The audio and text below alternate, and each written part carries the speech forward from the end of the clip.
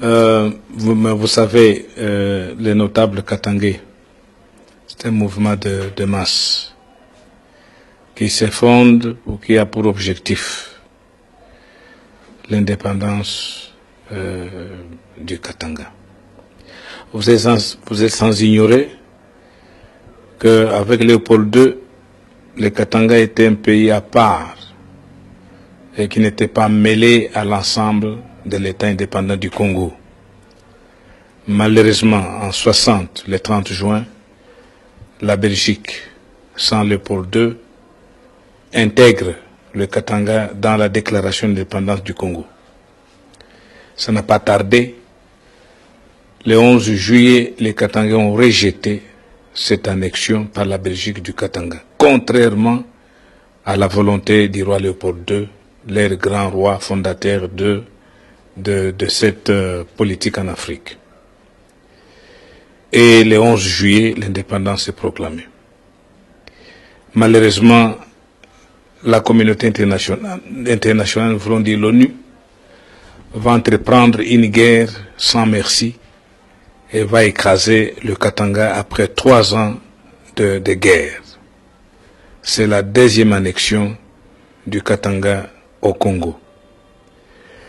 Et actuellement, le Congo est totalement en effondrement. Sur tous les plans, sur le plan politique, vous avez suivi et vous suivez la guerre, l'instabilité, l'effondrement économique, les social, n'en parlons même pas. Alors les Katangais décident aujourd'hui de s'unir dans un mouvement de masse appelé les notables Katangais, de toutes tendances confondues, partis politiques, société civile, associations de femmes, pour dire que le Katanga devait et doit devenir un État indépendant. Mais pour y arriver, les notables se sont adressés au secrétaire général de l'ONU pour lui demander d'organiser un référendum d'autodétermination. La demande date du 20 décembre 2003. Et jusqu'à présent, les notables évoluent. Ils ont contacté toutes les forces politiques qui existent à travers le monde, l'ONU elle-même, les chancelleries occidentales, asiatiques et autres, et même le gouvernement congolais par le président de la République de cette volonté des Katangais de faire du Katanga un État indépendant, un État qui pourra faire la fierté, n'est-ce pas, de l'Afrique, un État tampon entre l'Afrique australe, les pays des Grands Lacs et l'Afrique centrale, aujourd'hui totalement écrasé parce que sans pouvoir politique, sans pouvoir économique et sans pouvoir militaire. Et quels sont les moyens dont vous disposez pour réclamer cette indépendance? Bon, d'abord, la force de population. Et vous pouvez circuler, pouvez interviewer une espèce de population du Katanga.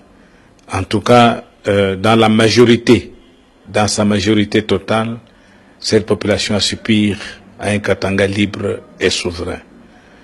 Et nous comptons sur la voie diplomatique, c'est-à-dire la voie que l'ONU a choisie dans d'autres continents.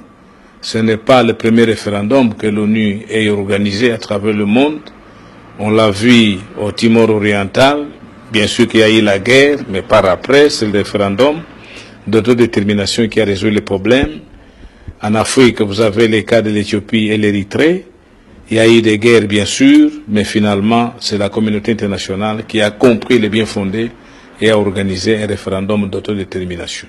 Donc, à travers le monde, nous pensons que l'action diplomatique, l'action politique doit être la première à mener pour assurer d'abord assurer la cohésion, assurer la conviction, n'est-ce pas, de cette population en quête, n'est-ce pas, la liberté, et nous pensons que nous y arriverons.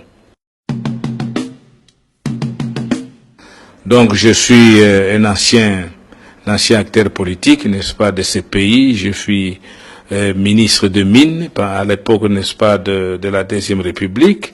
Et j'ai été député, élu député, n'est-ce pas, la ville de Lubumbashi. Et j'ai siégé à l'Assemblée nationale. Et j'ai été membre du comité central quand à l'époque il n'y avait qu'un parti unique, n'est-ce pas, le MPR parti État. J'ai été donc conseiller de la République, d'abord membre à la conférence nationale souveraine, et puis retenu conseiller de la République, c'est l'équivalent de député, n'est-ce pas, de cette époque. Vous étiez ministre en quelle année? J'étais ministre